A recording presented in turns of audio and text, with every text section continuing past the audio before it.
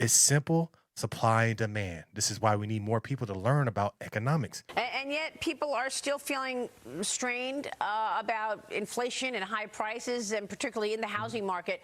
What would be your best recommendation in terms of policy to open up this market to people further? Well, Maria, let's look at the root of it. You talk about during the Biden administration the failed immigration policies, and that has really had a tremendous impact on our housing supply and housing affordability. When you have over 12 million people coming over our borders unchecked, unvetted, this is straining our housing market from a supply standpoint, from an affordability standpoint. HUD just put out a report and found that between 2021 and 2024, the foreign-born population in our country in just 3 short years is 6 million people, which is the most in that period of time in American history. And so we cannot forego the thought that because of illegal immigration, because of people coming to our country, prices have risen, supply has been squeezed, but we're working very hard at HUD, along with the president and other leaders in the administration, to bring down the cost and raise the supply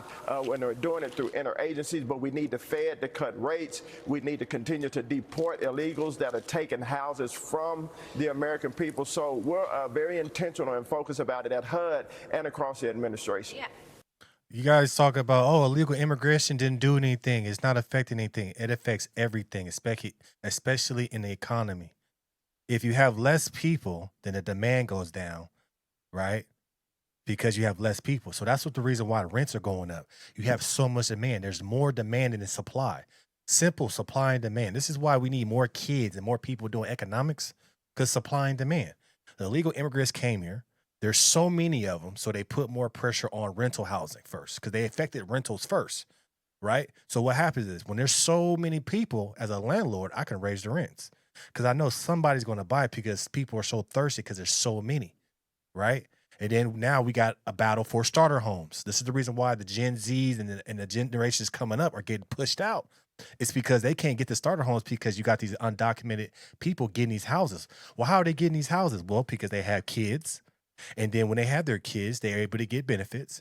And then they do these jobs that are cash only. They stack their money up and then they can get a house. So that pushes out the Gen Z, because the Gen Z or these generations coming up can't get a job because the illegals are taking them for cheap. So now you got so many people trying to get these starter homes. So what does that do to the price?